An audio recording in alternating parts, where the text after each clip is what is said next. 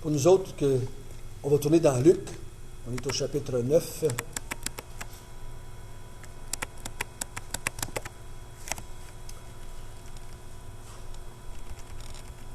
Hier soir, j'ai réécouté le film Le Code de Da Vinci. Et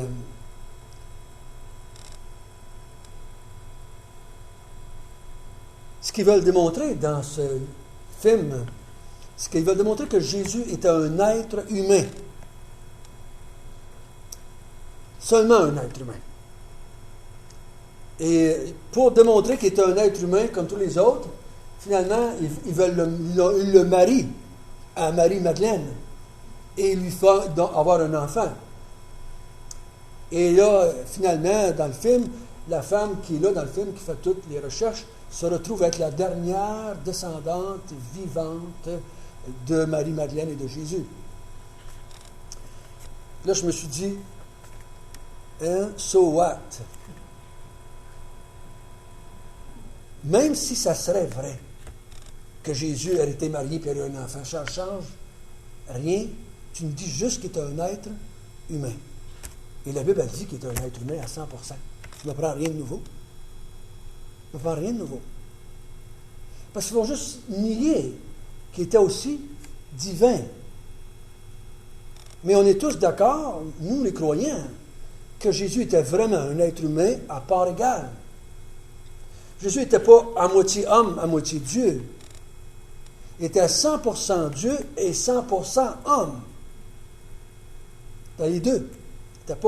C'était pas un nouveau mélange. Il y en a qui avait montré, il y avait un professeur qui avait montré des images, il avait montré deux verres, 50% Jésus, 50% homme, 50% Dieu. Il avait mis un autre verre avec les deux mélangés qui faisaient une autre couleur. Puis il avait mis une autre affaire. Il avait dit, Jésus, c'est pas un mélange de quelque chose, c'est deux choses. Deux choses. Qu'on retrouve très distinctement dans les Écritures. Et c'est pour ça que ça nous donne des conflits en nous, êtres humains. Parce qu'on a de la misère à comprendre, à saisir qu'il y a deux natures dans la même personne. On n'a pas de misère à comprendre que Dieu est Dieu. Il est Dieu. On n'a pas de misère à comprendre qu'un ange est un ange.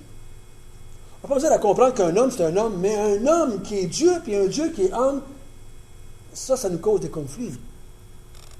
Et c'est pour ça que la plupart des mouvements religieux qui ont des difficultés avec les doctrines, c'est cette doctrine-là qui engendre les problèmes. Comment c'est ça que Jésus est capable de faire ça?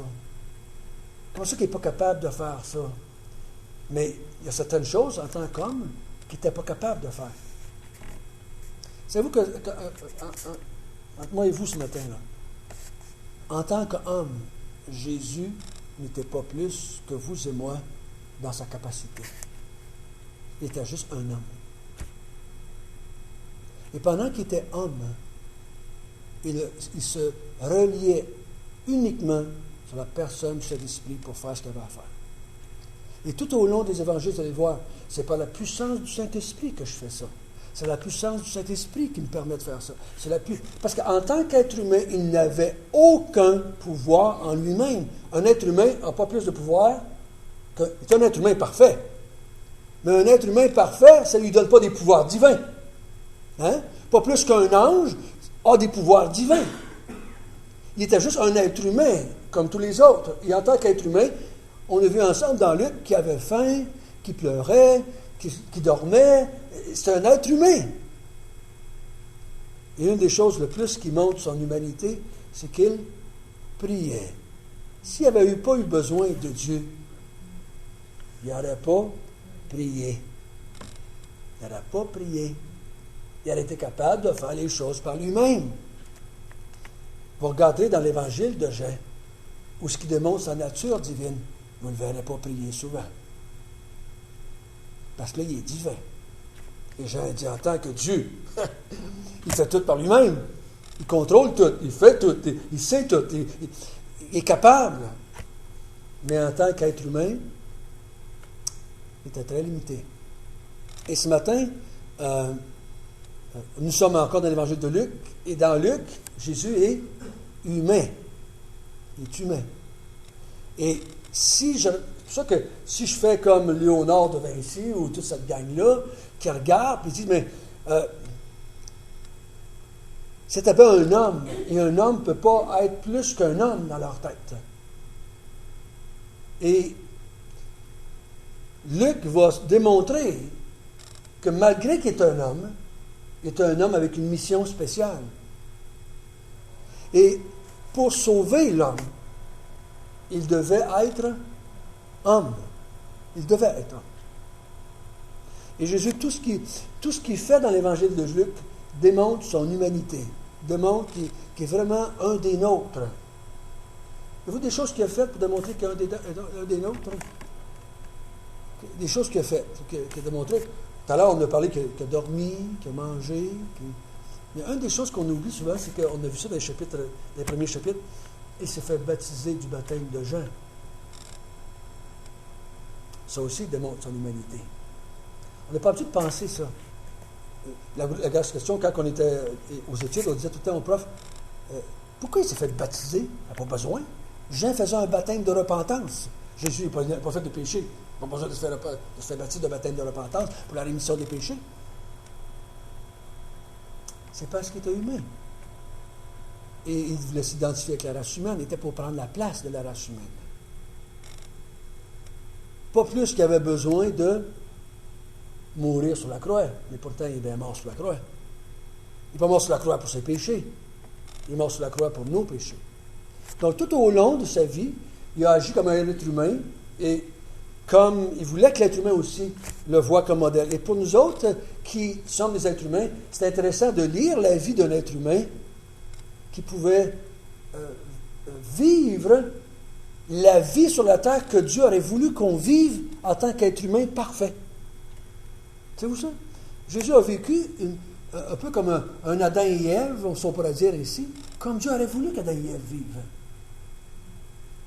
Si Adam et Ève n'avaient pas péché, ils auraient pu vivre comme ça, avec un être humain qui pouvait goûter la puissance de Dieu, une relation parfaite avec Dieu.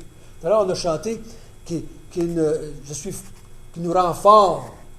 Je me suis posé la question pendant que je chantais, comment fort est-ce que je peux être? Comment fort est-ce que je peux être? Si Jésus me rend fort, comment fort? Comment fort est-ce qu'il peut me rendre? Aussi fort que lui. Il peut me donner toute sa puissance. Si cet esprit vient en moi, et cet esprit, c'est la puissance de Dieu. Et l'apôtre Paul dit dans Éphésiens qu'il y a dans l'Église ou en nous la puissance qui a ressuscité Jésus d'entre les morts habite dans nos cœurs. La puissance de Dieu est à la disponibilité de l'être humain.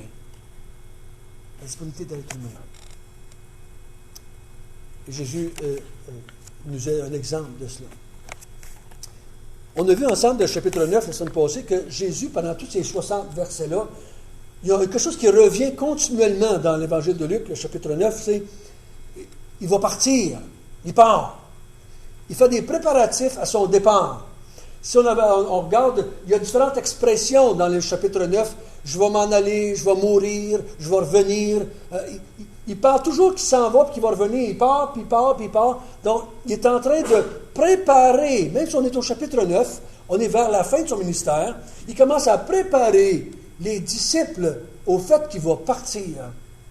Parce que vous savez une chose, une grande partie des disciples qui suivaient Jésus pendant qu'il était vivant sur la terre vont l'abandonner à cause du fait qu'il va partir. Il va mourir, il va partir. Et surtout de la façon qu'il va mourir. Parce que la plupart des disciples qui l'ont suivi sur la terre n'ont jamais accepté que le Messie meure. Ils n'en voulaient pas d'un Messie qui crève sur une croix. Ils n'en voulaient pas de ça. Ils voulaient avoir une autre sorte de Messie.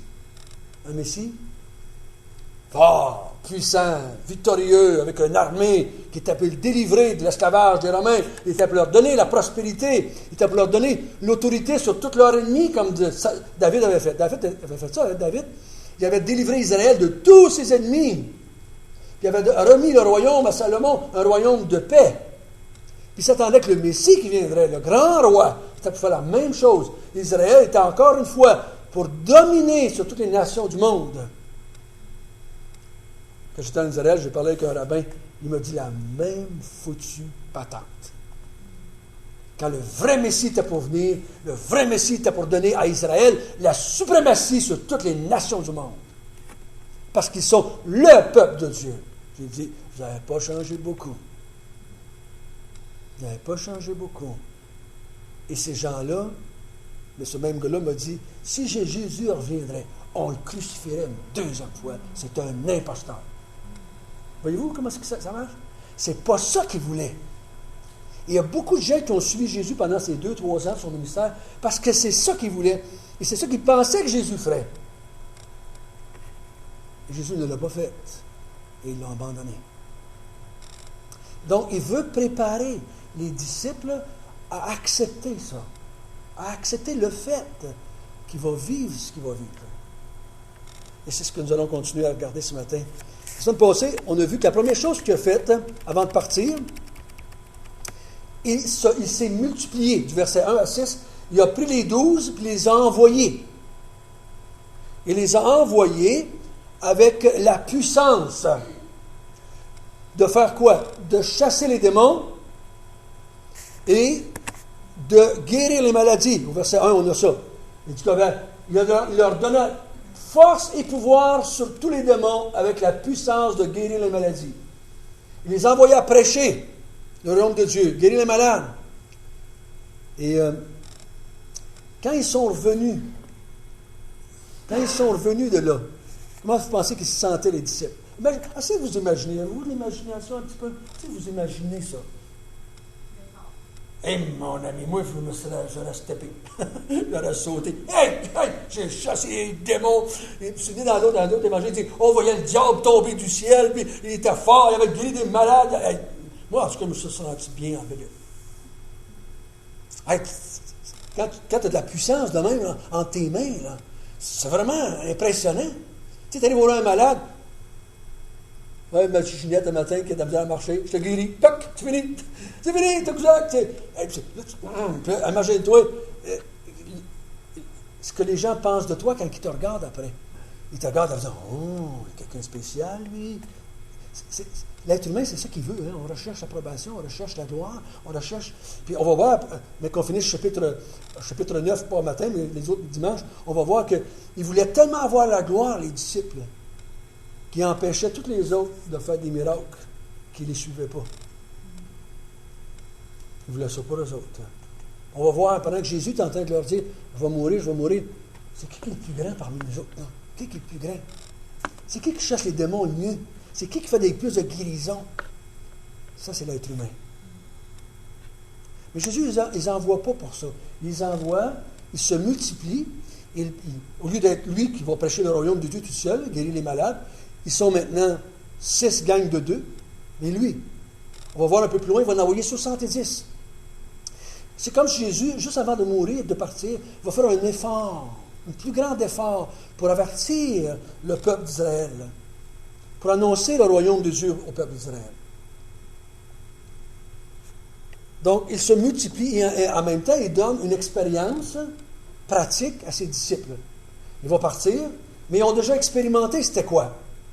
Ils ont déjà expérimenté c'était quoi de chasser les démons, de guérir les malades, de prêcher le royaume. Donc, il les prépare tranquillement à son départ. Ce matin, on va continuer en regardant verset 18. On est rendu au verset 18.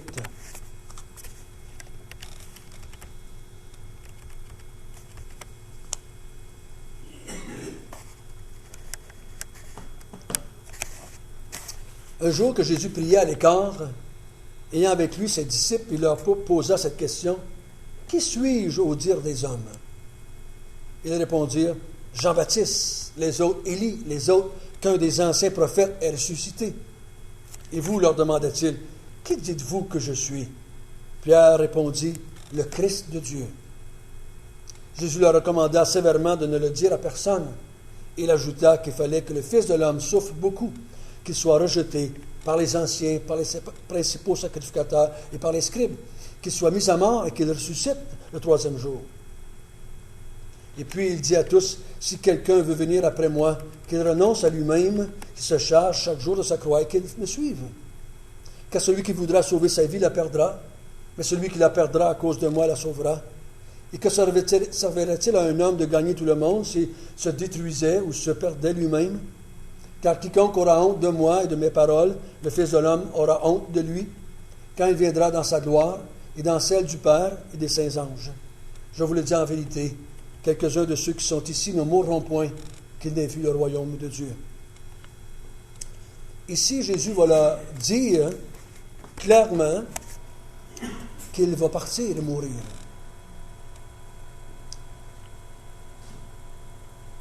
Il leur demande,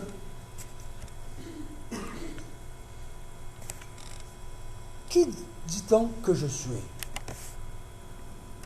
Et là, on nomme des choses qui sont flatteuses, on pourrait dire. Hein? On dit des choses flatteuses à son sujet. On dit que tu es Élie. Pourquoi pensez qu'ils disent ça? On dit que tu es Élie. Il y avait une ancienne prophétie dans l'Ancien Testament, qu'Élie devait revenir. On dit, il y en a qui disent que tu es Élie, d'autres disent que tu es Jean-Baptiste ressuscité, d'autres disent que tu es un ancien prophète, comme Élisée peut-être, comme Ésaïe ressuscité. C'était flatteur jusqu'à un certain point. C'était positif. Ces gens-là ne disaient pas que Jésus était un révolutionnaire ou un homosexuel ou un extraterrestre ou qui était marié avec Marie-Madeleine, une prostituée. C'est pas ça qu'ils disaient. Ils disaient des belles choses de lui. 90% du monde chrétien qui se proclame chrétien disent des belles choses au sujet de Jésus. Mais ils ne disent pas toutes. Ils ne croient pas toutes au sujet de Jésus. Mais ils disent des belles choses. Beaucoup de mouvements vont dire que Jésus... je parlais une fois avec un musulman, et le musulman, j'ai demandé qu'est-ce qu'il pensait de Jésus. Il a dit, c'est un grand prophète. Il ne disait pas rien de mal de Jésus. Si vous parlez avec un bouddhiste, vous voulez de Jésus, il va dire, Jésus, c'est un grand maître.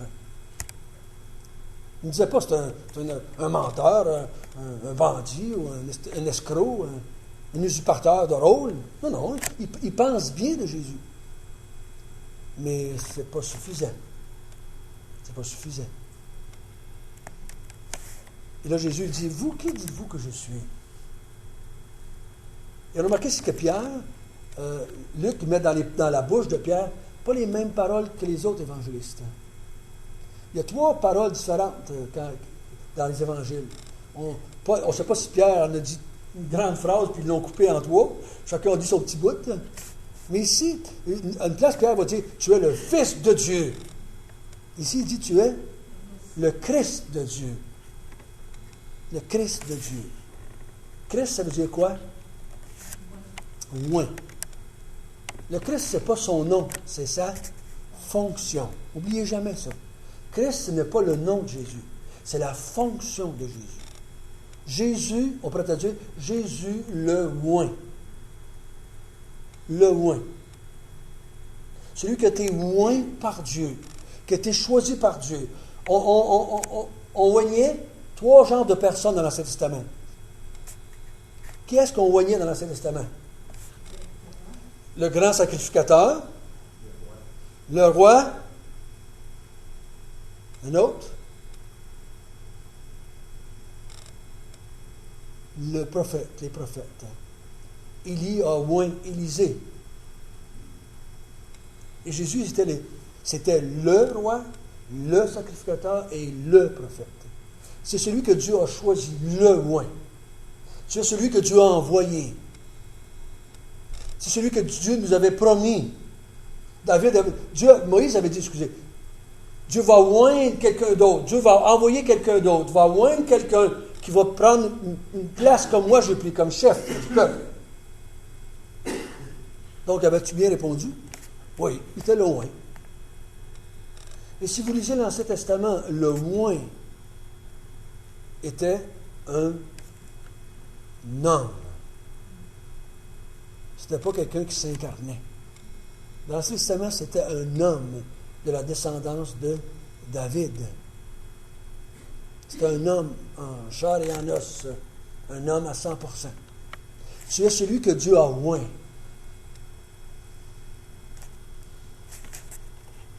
Mais c'est à cause de ça aussi qu'il va mourir. C'est le fait que Jésus était le oint, ou s'est présenté comme étant le oint de Dieu, qui va aussi mourir. La raison fondamentale pourquoi on va dire de le crucifier, de le mettre en mort, c'est parce qu'il s'est présenté comme le roi d'Israël, comme le prophète, comme le sacrificateur. Vous savez, quand ils sont devant Pilate, ils vont dire, lui, il s'est fait roi. Il s'est présenté comme le roi des Juifs, comme le oint. Et il leur dit, tu as bien raison, Pierre, je suis le Christ, je suis le Christ. Je suis le oint de Dieu. Et là, il va leur dire quelque chose au verset 22 qui va les déboussoler complètement, qui va les anéantir complètement. Il leur dit qu'il va souffrir et qu'il va mourir. Il dit qu'il va... Il fallait, au verset 22, que le Fils de l'homme souffre beaucoup, qu'il soit rejeté par les anciens, par les sacrificateurs, par les scribes, qu'il soit mis à mort et qu'il ressuscite le troisième jour. Il semble qu'ils ne comprennent pas. On va voir, ils ne comprennent pas ça. Oui, on dit tout le temps, Québécois, on comprend bien juste ce qu'on veut comprendre. Ils ne comprennent pas. Jésus l'a dit, puis ils ne veulent pas accepter ça. Ils ne veulent pas accepter ça. Et remarquez bien ici que Luc ne fait pas mention de ce que Pierre dit par après. Luc, il ne fait pas mention de ça. Ce n'est pas important pour lui ce que Pierre va dire après. À Dieu ne plaît. Non, il fait juste dire, je vais mourir. Parce que son but ici, Luc, c'est de dire que Jésus savait qu'il s'en allait à Jérusalem, il savait qu'il n'était pas mourir en tant que Fils de l'homme. Et qu'il était pour ressusciter le troisième jour. Je me suis posé la question cette semaine, comment est-ce qu'il savait ça? Ce n'est pas donné à l'homme de savoir l'avenir. Si je vous demanderais comment vous allez mourir, vous autres, ce matin, j'espère qu'il n'y en a pas un qui va être assez stupide pour me dire comment. Qui sait comment il va mourir. Comment Jésus l'a su? Comment Jésus a su ça en tant qu'homme? Juste par la puissance du Saint-Esprit. Juste par le Saint-Esprit. Le Saint-Esprit lui a montré. C'est comme ça qu'il devait mourir. C'est comme ça que lui était prophète. Et un prophète reçoit des révélations. Il a su qu'il devait mourir. Il les prépare à ça. Je vais mourir. Des fois, on va dire quand quelqu'un meurt subitement, on va dire c'était dur parce qu'on ne s'en attendait pas. Mais quand on les voit partir tranquillement pendant des mois, c'est encore dur, mais c'est moins dur. Parce qu'on les voit partir tranquillement. On sait que c'est comme ça que ça s'en vient. Émotionnellement, psychologiquement, on se prépare. Mais Jésus les prépare ici. Je m'en vais à Jérusalem, je vais mourir. Puis il leur dit comment il va mourir. Il va mourir à travers beaucoup de souffrances de la part des hommes. Je suis un homme et c'est les hommes qui vont me faire mourir. Ici, il nomme les trois chefs religieux, les scribes, les sacrificateurs, les anciens. C'est eux autres qui vont soulever le peuple pour le faire mourir. Et il leur dit qu'il va aussi ressusciter. Mais ça, ils ne comprennent pas. Pourquoi? Je me suis posé la question, pourquoi ils ne posent pas la question? C'est pas si mal. Il va mourir juste 3 jours. Mais ça me semble, moi, quelqu'un dirait, ton mari va mourir ou ta femme va mourir, mais dans 3 jours, elle va revenir vivante. C'est pas si mal. Il me semble que me semble dans ma tête, c'est moins grave que tu dis, elle va mourir. Puis là, il n'y a rien d'autre qui suit. Il me semble, mais là, il va mourir. Puis 3 jours après, je vais ressusciter. Mais c'est comme s'ils ne cliquent pas. Ils ne cliquent pas, ils ne comprennent pas. Pourquoi vous pensez qu'ils ne comprennent pas? Non, c'est vrai. Mais Jésus n'avait ressuscité des gens. Il avait ressuscité Lazare, il avait ressuscité le fils de la veuve de Naïn, il avait ressuscité. Parce que ça contredisait leur plan. Vous vous dites bien franchement, quand Dieu fait des choses dans notre vie qui ne vont pas dans la même direction que nous, on veut aller, on dit que ça ne vient pas de Dieu. C'est la faute de la couche d'ozone. Je suis toujours avec la couche d'ozone, mais c'est une joke que je fais depuis des années. C'est toujours la faute de quelqu'un d'autre. Puis là, on ne l'accepte pas, c'est pas de Dieu, ça vient pas de Dieu, c'est la faute de mon père, c'est la faute de ma femme, c'est la faute de mes enfants, c'est la faute de ci, c'est la faute de quelqu'un d'autre. C'est pas Dieu parce que ça ne va pas dans notre plan, nous autres. Ça ne marche pas avec ce qu'on veut, donc on ne croit pas. C'est comme si on n'entendait pas la main de Dieu. Tout d'un coup, Dieu qu'on proclame souverain, maître de toutes choses, tout d'un coup, il n'est plus maître. C'est pas lui qui a fait ça. C'est pas lui qui a permis ça. C'est pas lui qui fait ça. Ça doit être la faute du gouvernement. Bah, ouais, c'est le gouvernement. Pourquoi tout d'un coup, c'est plus Dieu? C'est parce que ça ne va pas avec ce qu'on voudrait que ça se passe. C'est pas le plan, c'est pas le but qu'on a dans la vie, c'est pas les attentes qu'on a de la vie. C'est pas ça qu'on veut. Et là, au lieu de dire, c'est Dieu qui va nous dire qu'est-ce qui va arriver, Dieu va nous révéler sa pensée, son désir. On fait la même erreur que les autres, bien souvent. Mais ici, Dieu il dit à ses disciples, et quand il va mourir, puis qu'il va ressusciter, et que le Saint-Esprit vienne dans leur petite tête, ou dans leur petit cœur, ils vont tout comprendre à ce moment-là. Ils vont tout saisir. Même l'apôtre Pierre va vouloir faire nommer quelqu'un, puis c'est ça que Dieu avait dit. Ils vont le comprendre à un moment donné. Mais ils vont le comprendre parce que cet esprit est venu dans leur cœur. Et mes frères et sœurs, si on nous enlevait cet esprit ce matin, on deviendrait aussi stupide qu'on l'était avant d'être sauvé. Spirituellement, aussi stupide qu'on était avant. C'est juste le Saint-Esprit qui est en nous qui fait la différence. Vous savez, même ceux qui étaient là, aux côtés de Jésus, qui ont vécu avec lui pendant 3 ans, qui l'ont écouté prêcher quasiment tous les jours de la vie, puis pas 45 minutes, 45 heures par semaine. Ils vivaient avec, ils couchaient avec, ils mangeaient avec, et Jésus les enseignait tout le temps. Et 3 ans plus tard, ils comprennent encore absolument rien. Ils n'acceptent pas qu'il va mourir. Le Messie ne meurt pas, ils ne comprennent pas, ils ne comprennent rien. C'était le champion de l'enseignement, c'était le champion de l'évangélisation, c'était le champion de toutes choses, mais il était bouché bien dur. Mais quand cet esprit vient dans leur vie, il y a un miracle qui se produit. Un miracle, un vrai miracle. Et tout d'un coup, ils se comprennent. Mon ami, on comprend.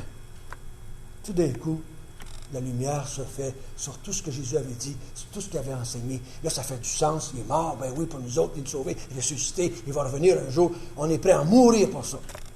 Voyez-vous la différence? Juste par la venue du Saint-Esprit. Ça, c'est la différence entre un homme sans l'Esprit de Dieu, qui est un pécheur, et un homme qui a l'Esprit de Dieu et qui est né de nouveau. Grande différence. Et Jésus dit, du verset 23 jusqu'à 27, va donner le résultat, il va dire quelque chose, c'est des fois qu'il faut le mettre dans son contexte. Il dit, ceux qui meurent ou qui vont mourir vont vivre. Et ceux qui vont vivre vont mourir. Hein? Verset 23-24. Au verset 25, il dit, ceux qui gagnent vont perdre. Et ceux, on pourrait traduire aussi, et ceux qui vont perdre vont gagner. Et ça, on dit, non, c'est pas québécois bien, ça. Il me semble qu'on n'entend pas ça dans notre société. Et ensuite, il continue, puis là, c'est toujours la même chose qu'il dit, là, il le répète 4 fois. Ceux qui ont honte de moi, j'aurai honte d'eux. Ceux qui ont honte de moi, je vais avoir honte d'eux. Ceux qui veulent vivre et sauver leur vie vont mourir.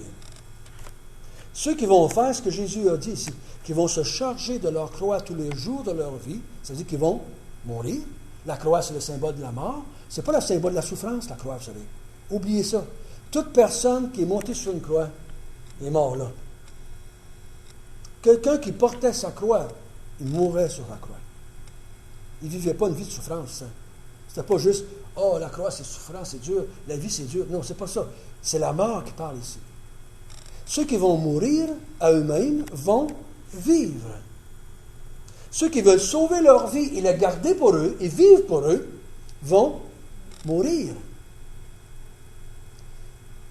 Jésus, ici, quand il leur dit, si vous avez honte de moi, pourquoi, dans le contexte, à quoi vous pensez qu'il fait allusion? Pourquoi vous pensez qu'il fait allusion? Quand on a honte, ça vous est déjà arrivé d'avoir honte de votre mari, de votre femme, de vos enfants? Avez-vous déjà eu honte de quelqu'un? Ben oui, je ne vous demande pas de me répondre, je sais que vous avez déjà eu honte de quelqu'un. Quand on a honte pour quelque chose. Ça veut dire qu'ils ont fait quelque chose, ils ont dit quelque chose, ou ils sont abstenus de quelque chose, mais on a honte. Quand on a honte, c'est parce qu'on se sent, quoi? C'est un sentiment, la honte. C'est causé par quelque chose. On se sent rabaissé. Ce que l'autre a dit, ce que l'autre a fait, nous a humiliés ou abaissés, nous a dénigrés. Quand quelqu'un nous fait honte, on regarde ce que les autres pensent alentour. Parce que ça nous a fait honte. On a honte du comportement, de ce que l'autre a dit. Ça m'est déjà arrivé d'avoir honte, pas qu'une fois de mes enfants, quand ils faisaient quelque chose en public que je n'aimais pas. Et que tout le monde les regardait.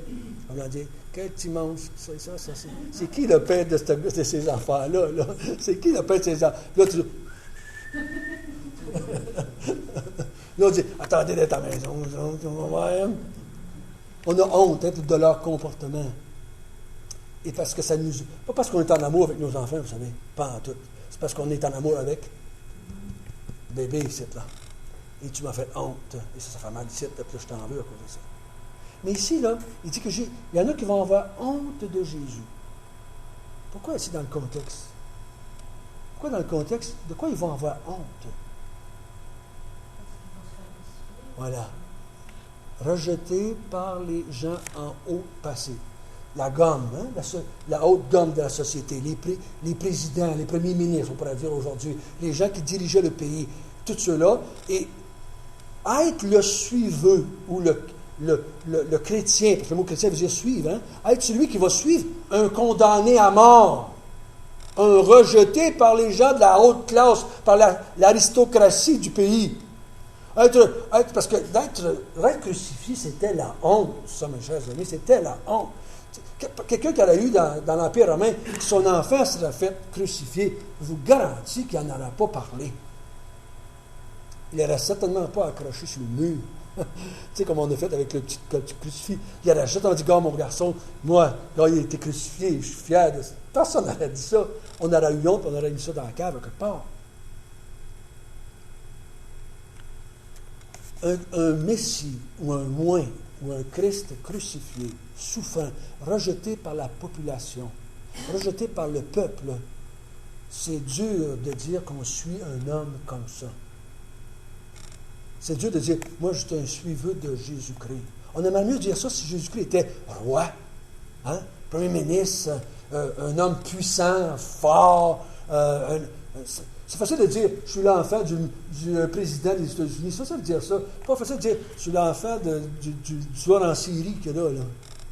On comprend facilement, là. Mais Jésus dit, ceux qui vont avoir honte de moi, un jour, j'aurai honte d'eux. Ici, là, faites-vous-en pas. Il n'est pas en train de parler des chrétiens qui ont déjà témoigné des temps. C'est pour ça qu'il n'est pas en train de parler de ça ici, là. C'est pas le contexte ici, là. Le contexte, c'est quoi? C'est quelqu'un qui a honte de Jésus, point à la lettre. C'est pas quelqu'un qui a de la misère à témoigner des fois. C'est quelqu'un qui rejette Jésus-Christ comme étant le Christ de Dieu. C'est quelqu'un qui rejette, dit, ce Jésus de Nazareth-là, ce n'est pas le Christ de Dieu.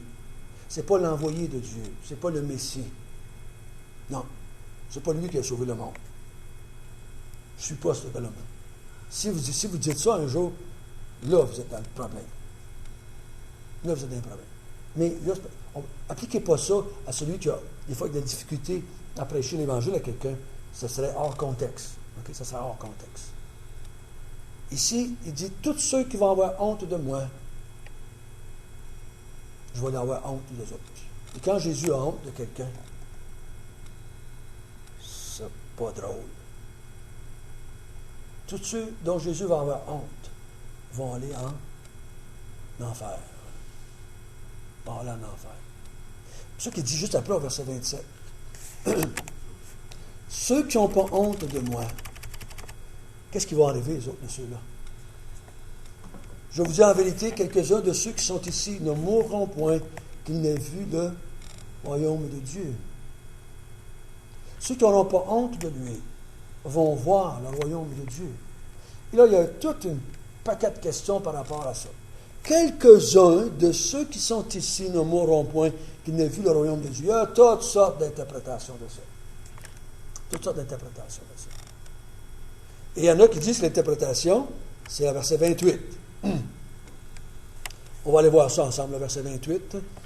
Et Jésus prépare encore, n'oubliez pas le contexte, Jésus prépare ses disciples, puis il s'en va, il prépare à leur dire, je m'en vais. Et je m'en vais à travers la souffrance, à travers la mort, à travers la honte, à travers le rejet de la population.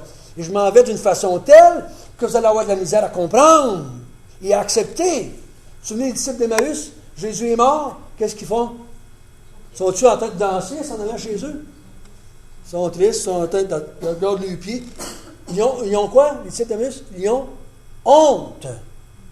Ils ont honte. Ils pensent que leur Messie est mort. On a dit à tout le monde alentour de nous autres que Jésus était le roi, celui qui établirait le royaume de Dieu. Mais ils ont pensé que c'était lui, mais il est mort. On leur dit, si tu veux qu'on fasse à ce temps, il est mort. Ils ont honte d'avoir suivi quelqu'un comme ça. Mais quand ils vont le voir ressusciter, ils vont revenir à leur bon sens. Et Jésus va leur donner moi je dirais la même pièce de monnaie, mais sur l'autre côté, pour un peu les relever et dire, oui, c'est pas drôle la façon dont je vais partir, mais vous voyez, ça va être drôle sur l'autre bord. Il y en a qui disent que l'interprétation du verset 27, quelques-uns d'ici, qui sont ici, vont voir le royaume de Dieu. Donc, il y en a qui disent que c'est ce qui se passe après. D'autres ne sont pas d'accord, d'autres disent que c'est d'autres choses. Ça n'a pas vraiment d'importance pour moi la position que tu vas prendre. Environ 8 jours après qu'il lui dit ces paroles, Jésus prit avec lui Pierre, Jean et Jacques, et il monta sur la montagne pour prier. Je suis allé sur cette montagne-là, moi. Je suis allé là. Quand il était redescendu, quelqu'un m'a dit que ce n'était pas cette montagne-là, c'était une autre montagne. Fait que, je ne sais plus si je suis allé sur la bonne ou pas quand je suis allé en Israël. Parce qu'en Israël, vous savez, chaque groupe religieux a sa montagne, ou son trou, ce que Jésus a passé. Même ils ont 3-4 tombeaux, ce qui serait mort et ressuscité. Tout le monde essaie de faire de l'argent avec Jésus. C'était vraiment drôle. Je suis sur la montagne, tu regardes ça, tu dis, ça serait ici qu'elle a été transfigurée. Puis là, ça te fait un petit quelque chose, parce que tu es un chrétien. Tu dis, bon, Moïse, il était ici, Élie était ici. Ça te fait un petit quelque chose, en tant que chrétien. Là, tu descends la montagne, en bas, tu dis, ben non, c'est pas celle-là, c'est l'autre montagne là-bas. Ben là, je ne vais pas monter l'autre aussi. Tu sais, comment est-ce qu'il y en a de même? Il y en a 2-3, ça a l'air. Parce qu'il n'est pas marqué, hein? S'il y en a marqué, il montait sur la montagne puis dire le nom. C'est vous qui s'est arrivé s'il aurait dit non? Il aurait fait une espèce de grosse église dessus, puis il aurait essayé de faire de l'argent avec ça. Hein? Il aurait vendu un grain de sable, 50$, puis il disait Jésus a mis le pied sur celui-là. C'est ça qu'il aurait fait, c'est ça qu'on fait, les êtres humains. Ils ne l'ont pas dit, en tout cas, je ne sais pas si c'est pour ça qu'ils ne l'ont pas dit, mais ils ne l'ont pas dit. Pendant qu'il priait, l'aspect de son visage changea, et son vêtement devint une éclatante blancheur. Et voici 2 hommes s'entretenaient avec lui. C'était Moïse et Élie, qui apparaissaient dans la gloire, parlaient de son départ, qui allait accomplir à Jérusalem. Vous voyez encore une fois, encore cette notation de départ. Tout au long du chapitre, cette connotation, je m'en vais, je m'en vais, je m'en vais, je m'en vais, je m'en vais. Et ici, il parle de son départ. Pierre et ses compagnons étaient appesantis par le sommeil, mais s'étant tenus éveillés, ils virent la gloire de Jésus et les 2 hommes qui étaient avec lui. Au moment où ces hommes se séparaient de Jésus, Pierre lui dit, « Maître, il est bon que nous soyons ici. Dressons 3 tentes, une pour toi, une pour Moïse, une pour Élie. » Ils ne savaient ce qu'il disait. Comme il parlait ainsi, une nuée vint les couvrir et les disciples furent saisis de frayeur en les voyant entrer dans la nuée. Et la nuée sortit une voix qui dit, « Celui-ci est mon fils élu, écoutez-le. » Quand la voix se fit entendre, Jésus se trouva seul. Les disciples gardèrent le silence et ils ne racontèrent à personne en ce temps-là rien de ce qu'ils avaient vu. Est-ce que c'est ça que Jésus voulait dire? Quelques-uns de ceux qui sont ici vont voir le royaume de Dieu. C'est possible que ce soit ça. C'est ma position personnellement que c'est ça. Parce qu'il dit, environ 8 jours après avoir dit ces paroles, les paroles qu'il venait de dire, il me semble qu'il fait un lien. Il me semble que Luc fait un lien entre les deux choses. Si ce n'est pas ça, d'autres disent qu'ils vont voir le royaume de Dieu, ceux qui sont ici, quelques-uns, ça ne veut pas dire 2, 3, quelques-uns, ça veut dire peut-être des centaines, qui ont vu le royaume de Dieu s'établir par la venue de l'Église, de cet esprit. Si vous voulez faire une recherche de ça, cherchez le mot royaume de Dieu dans tout l'évangile de Luc, qui apparaît 30 fois. Je crois qu'il dit des fois, il va dire le royaume de Dieu est parmi vous, le royaume de Dieu est en vous, le royaume de Dieu s'en vient. Donc, le royaume de Dieu semble avoir quelques connotations différentes. Donc, ce n'est pas important. L'important, c'est ce qui se passe ici. Jésus parle de son départ. Avec qui parle-t-il de son départ? Moïse et Élie.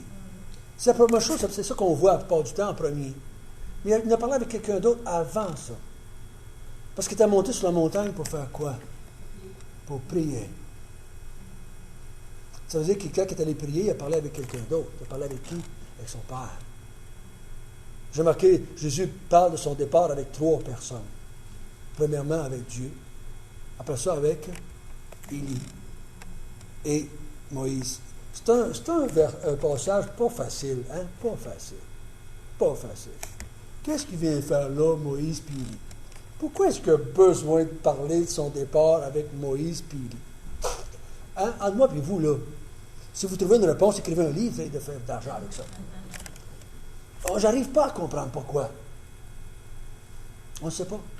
Il y en a qui parlent avec Dieu, ça je comprends. Jésus parle avec Dieu de son départ. Il y a une relation avec Dieu. Puis lui, il vit des choses. Lui, il voit venir la souffrance, il voit venir le rejet, il voit venir tout ça. Et on voit que tout à l'heure dans Luc, on va le voir tomber, puis ensuite du sang. Il voit venir, puis il ne voit pas ça une belle veillée. Là. Ça ne sera pas une belle nuit, une belle journée pour lui. Il sait très bien ça. Parce qu'il sait de quelle mort. Il faut qu'il souffre beaucoup de la part des hommes. Il sait que ça s'en vient. Il en parle avec Dieu de ça. Comme il va en parler plus loin.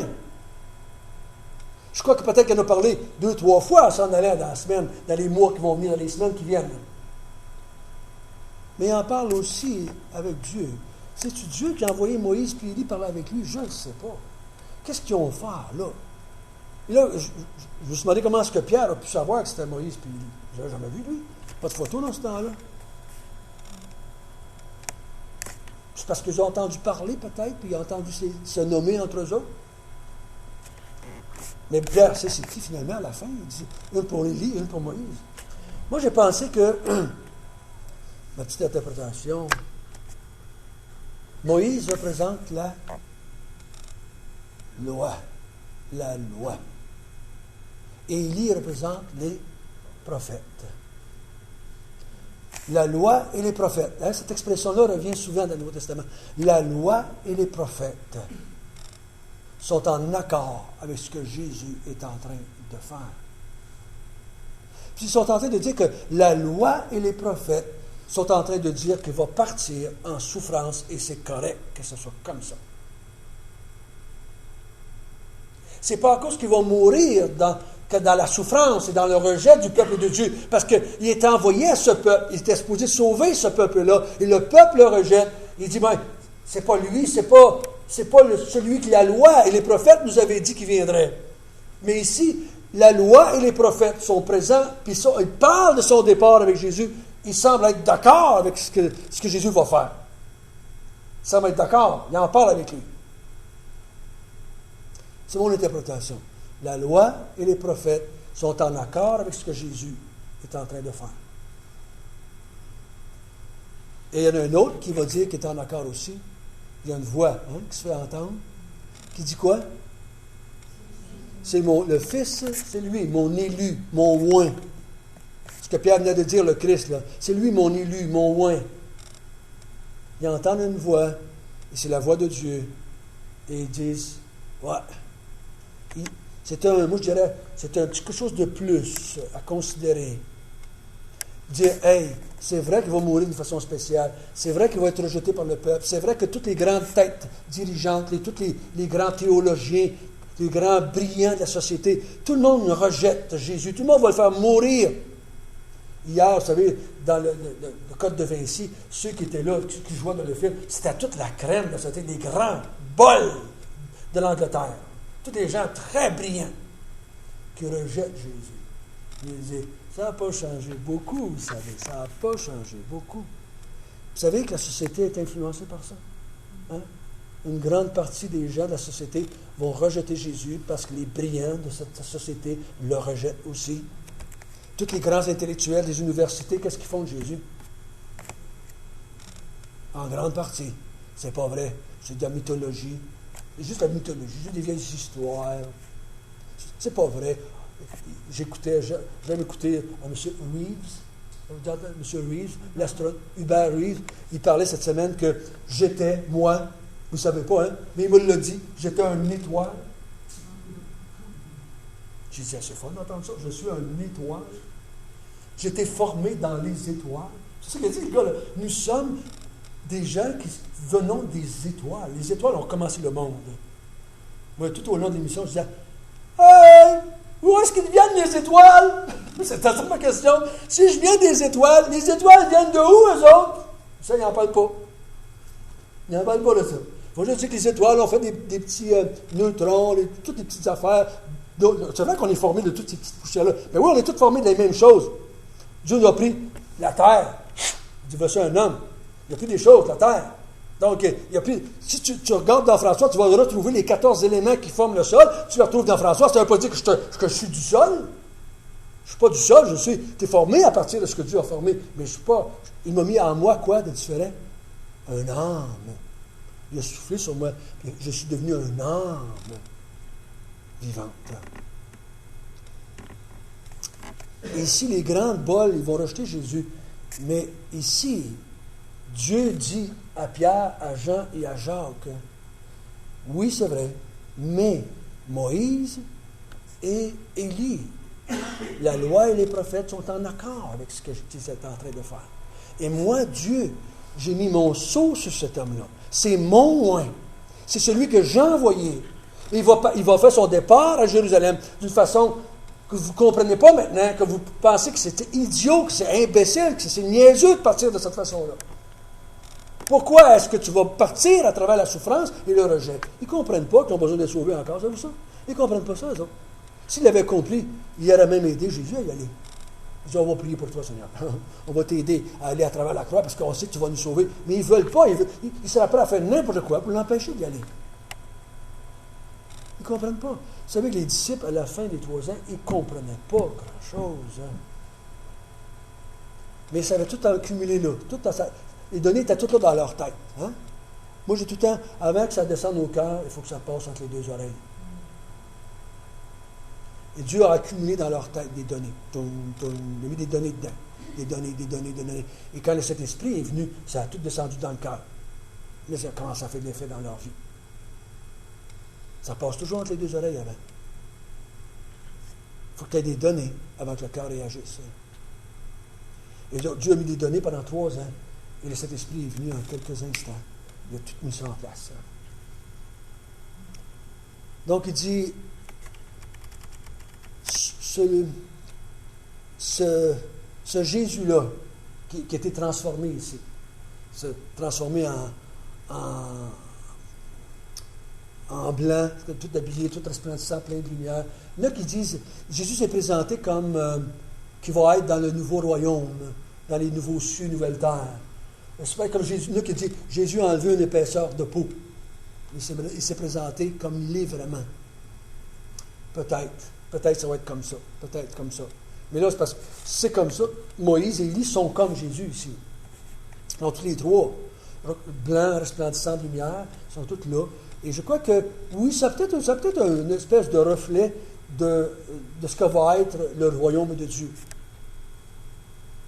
Mais le plus important, je crois que ce qu'il veut dire le texte ici, c'est que Jésus a reçu l'approbation de la loi, des prophètes et de Dieu lui-même. C'est pas la première fois qu'ils entendent la voix de Dieu. La voix de Dieu va se manifester, je pense, au moins 3 fois. C'est quand la première fois? Au baptême. Hein? Voici mon fils bien-aimé en qui j'ai mis toute mon affection. Puis là, cette fois-là ici, il va y avoir une autre fois. Il va y avoir une espèce de coup de tonnerre. Non. Non, il n'y a pas de voix à ce moment-là. C'est avant la croix. Il va y avoir un coup de tonnerre, à un moment donné, il va être avec ses disciples. Puis ils ont dit, c'est le tonnerre. Puis Jésus, c'est Dieu qui parle. Mais c'est Jésus qui parle à son Père. Et c'est pas Dieu qui y parle du haut du ciel. Et 3 fois, on entend une voix. Je vais vous trouver l'autre fois s'il le faut. J'espère que vous me croyez sur parole. Il y en a 3, au moins que je me souviens. 3 fois. Mais une voix qu'on entend du ciel qui dit que Jésus est le Fils de Dieu. Donc, cet homme-là, en apparence, cet homme-là, dans son vécu de tous les jours, était vraiment le oint de Dieu. Il était vraiment le Christ de Dieu. C'est pour ça que, même si sa mort est un peu une mort, en québécois, là, dégueulasse. C'est une mort, c'était la pire mort humaine qui ne peut pas exister. Et c'était une mort déshonorante, humiliante. C'était une mort que personne n'aurait voulu subir. Personne n'aurait voulu que ses enfants subissent une telle mort. Personne n'aurait voulu ça. C'est pour ça que Siméon a dit à quoi, Marie? Elle a dit, une épée va te transpercer. Elle aussi, elle a souffert. Elle devait se dire, parce que vous savez une chose, même si on dit que Marie, c'est spécial, Marie était à la croix et elle ne comprenait rien non plus. Elle ne comprenait rien non plus. Pourquoi est-ce que son fils avait besoin de mourir d'une telle mort? Elle non plus ne comprenait pas. Elle n'était pas plus brillante que les autres. Pas plus stupide, mais pas plus brillante que les autres. Et je crois que le Seigneur nous dit ce matin ici, je m'en vais d'une façon très spéciale. Mais n'oubliez pas que je reviens. 3 jours après, je ressuscite. Et un jour, vous allez me voir dans ma gloire. Et vous allez faire partie du royaume de Dieu avec moi. Tous ceux qui ne vont pas avoir honte de moi, moi, je n'aurai pas honte de eux. Tous ceux qui meurent pour me suivre, moi, je vais leur donner la vie éternelle. Donc, le Seigneur puisse nous aider à ne pas avoir honte. Pas dans le sens, là, des fois j'ai de la misère à parler, mais jamais avoir honte de lui en tant que personne, en tant que sa vie, en tant qu'élu de Dieu. Parce qu'on sait que c'est la majorité, c'est ça que les gens font, on rejette Jésus. Puis vous savez, si on enlèverait cette dernière semaine de la vie de Jésus, si on l'enlevait de son histoire, vous savez qu'il y aurait bien plus de chrétiens dans le monde? Bien plus de chrétiens. Même M. Tom Hanks, hier, dans le Code de Vinci, a dit, Jésus, c'est un grand homme. Jésus, c'est un grand modèle. Il nous a montré à aimer. Lui, tout, il voulait faire partie de la gang de Jésus. Lui, tout, voulait être Dieu. Mais pas Jésus mort. Pas un Jésus ressuscité qui est Dieu. Non, non, on ne veut pas de ça. Mais genre, un Jésus humain qui était vraiment, qui me donne de la statue en tant qu'être humain, qui me montre que moi, je peux faire comme lui. Ça, j'en veux de ça. Mais c'est la mort de Jésus qui a été dure à accepter. C'est la mort de Jésus. Même les disciples, c'est ceux qui ont eu le plus. Vous vous souvenez dans Jean 6, quand Jésus dit, celui qui me mange et qui me boit, mon sang va vivre. À la fin, quoi? Une grande partie des disciples s'en vont pour ne plus jamais revenir avec lui. Parce qu'ils ne voulaient pas manger son sang. Ils ne voulaient pas manger sa chair et boire son sang. Ils n'acceptaient pas la mort de Jésus. Tu ne mourras pas comme ça. Donc, ce n'est pas pour rien que Jésus a besoin de les préparer pour qu'ils acceptent ça. Prions ensemble. Notre Père du ciel, on est bien convaincus que si on avait été là, on aurait agi pareil. Si on t'avait suivi pendant 3 ans, on aurait agi pareil. On n'aurait pas compris parce que c'est tellement spécial ce que tu as fait. On est conscient ce matin, en regardant la vie de ces disciples-là, que ce n'est pas par notre compréhension, ce n'est pas par notre intelligence, ce n'est pas par notre connaissance qu'on est venu à comprendre, mais c'est par la venue du Saint-Esprit.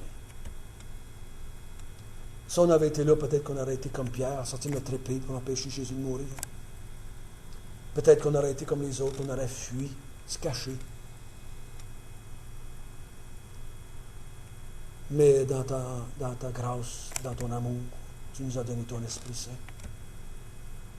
qui est venu et qui a illuminé nos cœurs et nos pensées, notre intelligence. Et on a compris qu'il était impossible qu'il en soit autrement. Il fallait que ça se fasse ainsi. Seigneur, on n'a pas honte de toi. On t'aime à la place. On n'a pas honte de ta mort. On te bénit pour cette mort-là. On la proclame à ceux qui veulent bien l'entendre. Merci Seigneur Jésus de ne pas avoir détourné tes regards de Jérusalem, mais que tu as décidé volontairement, pleinement, d'aller vers Jérusalem afin de mourir pour nous. Sois béni éternellement. Amen.